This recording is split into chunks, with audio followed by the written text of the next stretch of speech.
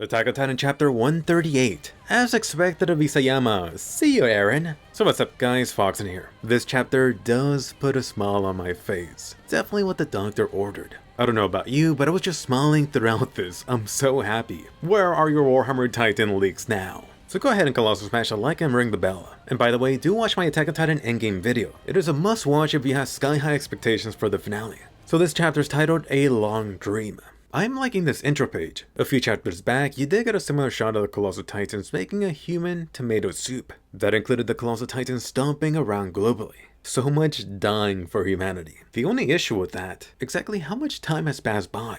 As of the current Eren finale, how much of the world has actually been doomed? Most of Marley is likely gone, but you really need a status update for everyone elsewhere. That's why I do like this intro page giving you an insight into that. Which by the way, it looks like the Colossal Titans boy aren't standing still, but they're getting completely shut down. From behind you can spot all the smoke and steam. Could they perhaps be evaporating soon? Does this confirm they were not past Eldians, but instead something the previous Eldian king ordered little Ymir to mass produce? All of these hollow Colossal Titan shells. By the way, there was a strong focus on the baby here. Watch him kill steal the Beast Titan power. For the Falco KFC here, I really do think this has potential for some gorgeous animation. It just sucks that it may be CG like some other Titans or massive objects. Getting into it, the Mikasa headaches coming back. You previously had Eren's so-called explanation about them. Think back to what Pixie said. How about mixing in some truth with a lie? How much of that was real? How much of that was fake? Which by the way, you really have Eren looking like a serious Levi.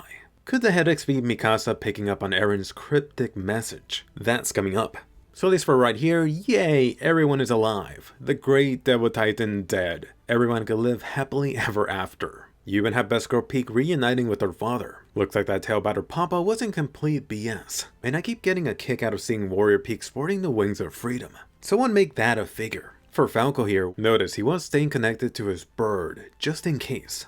As for Levi, yes, the dude survived. Although really, you gotta tend to that wound, otherwise you're gonna have Levi flying around in a wheelchair soon. I like how Coney has a strategically placed strip.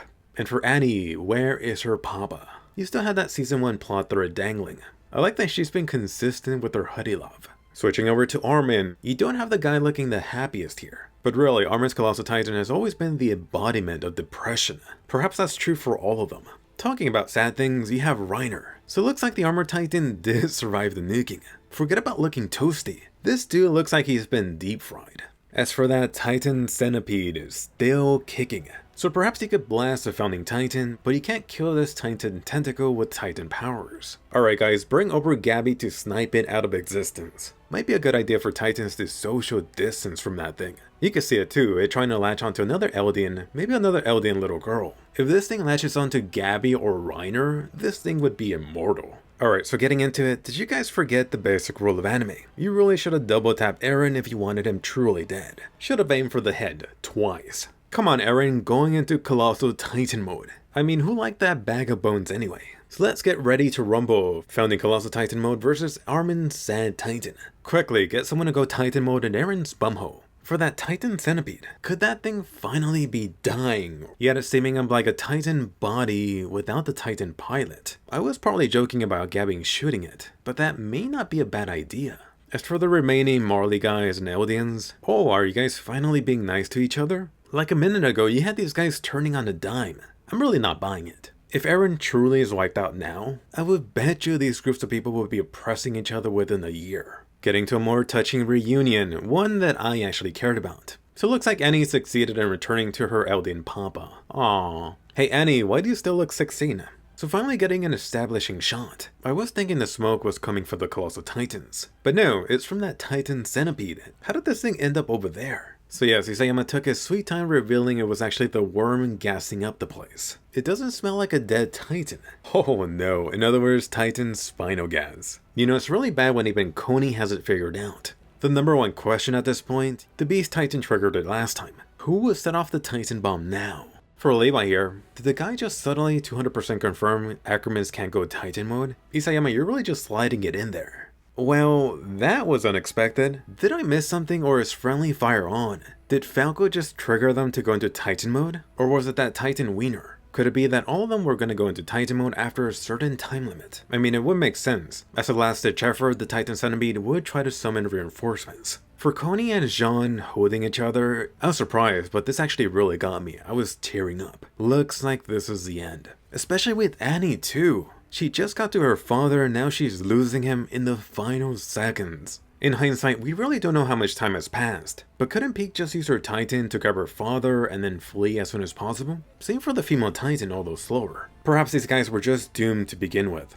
I mean, they didn't even bother to try to take the Stallion or Connie. And why did you guys ditch Annie? I'm guessing all of this just happened super extremely fast. Either way, Isayama just said, screw your happy ending from last chapter. It really must suck to be a Marley guy with all that gas. Hey, Onyakopon buddy, completely forgot about you. It must really suck waking up with a broken body just to see all these hangry Titans looking at your ass. Down below, it looks like you still have the Titan sausage desperately trying to reunite with Eren's body. For the army of Titans, how many pure Titans are there? You know that train had a boatload of people, so potentially thousands of Titans? Reiner's like, you're not getting past me. Reiner, you got jokes. Unless you get some special ultra last minute power up, you're gonna get bulldozed over. Anyway, back to the two Colossal Titans rumbling. What is up with that super long flowing hair, Eren? Must be yet another anime power rule. More hair equals much stronger. So you got this awesome clash of the Titans. Come on, Mappa, do not make this a CG fest. So, oh snap, I completely missed it. I was all sad over the Stallion, but Gabby went Titan mode too? Did someone say best day ever? Hallelujah. I mean really, Gabby Titan. I'm calling it now, she's gonna revert back. They're either gonna find a cure for her, or she's gonna eat one of the special Titans. Gabby, how about some KFC? Or another top candidate, she's gonna get Reiner's Armored Titan. It really does feel like a flip of a coin.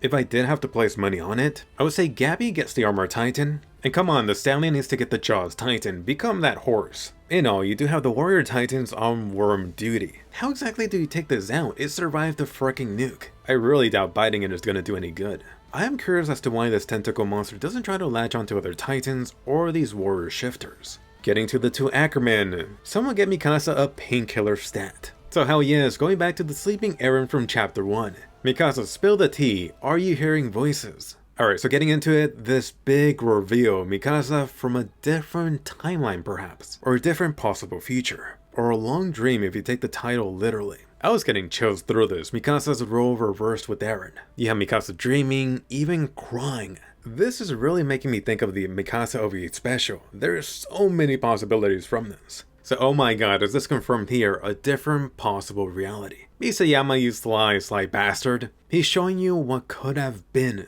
Think back to when Eren asked Mikasa what he thought of him. Looks like Isayama is hammering it down. He's telling you Mikasa could have prevented all of this, and perhaps she even did in a different timeline. In that different reality, you had Eren and Mikasa who ditched everyone to do it like bunnies. I don't know about you, but I'm pretty happy about this. This is confirming my time theory. Part of it anyway. Eren did screw up the future, or at the very least deeply regretted it. Eren and Mikasa ditched everyone and chose this path, them living peacefully, which in the end ultimately had everyone else dying. Mikasa's headaches are coming from this different reality, this different timeline, this different what if. So fricking yes. Somewhere in those 4 years, he must have had Eren realizing his mistake. Perhaps Mikasa was involved too, which would encourage Eren to do this time reset somehow. All of this led back, or should I say went back, to Eren crying on the first episode. So in all, it does feel like Isayama just confirmed something major to all of you. The Eren path, the future, the reality, the timeline where Eren lives would have been something he deeply regretted, and he would have died anyway. Anyway, back to present day. You got Eren smashing Armin just like he did to the Warhammer Titan. Eren just loves that move. Must be nice to have a Colossal Titan with crystal knuckles. For the other Titans, Peak is a gunner. I think Reiner would have been in better shape if only the guy didn't just get nuked. For the female Titan, I think she's a gunner too, but notice her Titan form crying.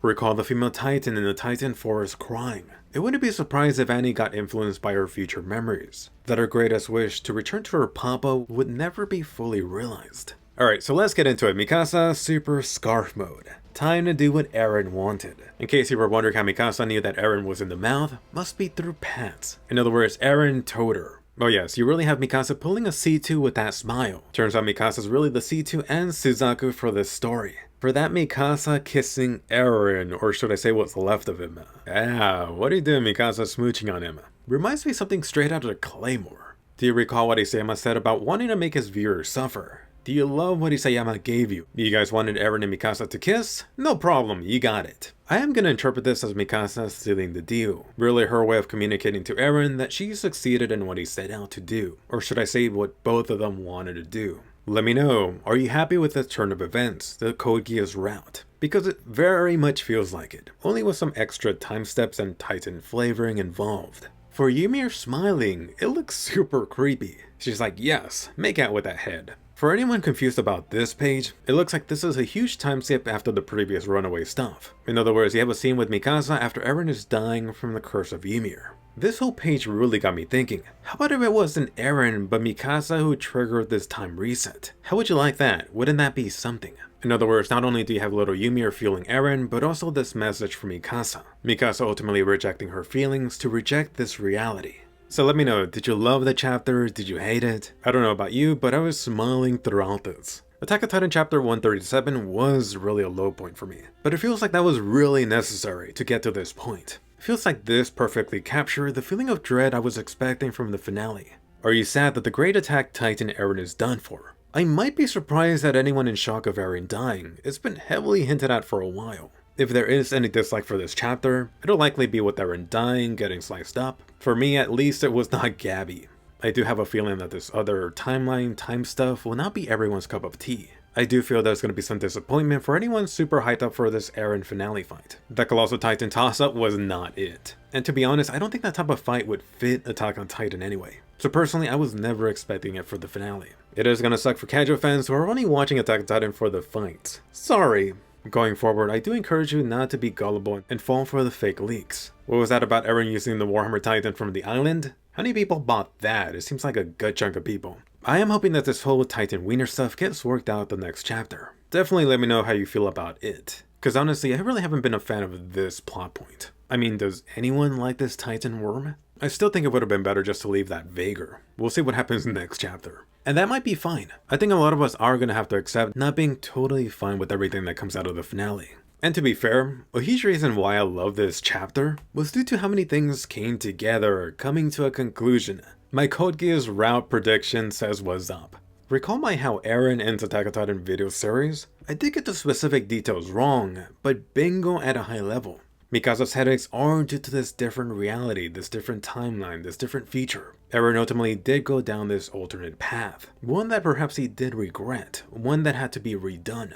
For the final chapter 139, this chapter was Mikasa focused, next one needs to be Eren focused, his point of view. Come on Isayama, give us this juicy stuff chapter. Hopefully it's much longer than usual. I am predicting more of this Eren Mikasa timeline will be explored. Hopefully that gives you insight into what exactly Eren was trying to accomplish, which it should be obvious for all of you, but let's see it from Eren's point of view. And overall it feels like the Attack on Titan story is pretty much done.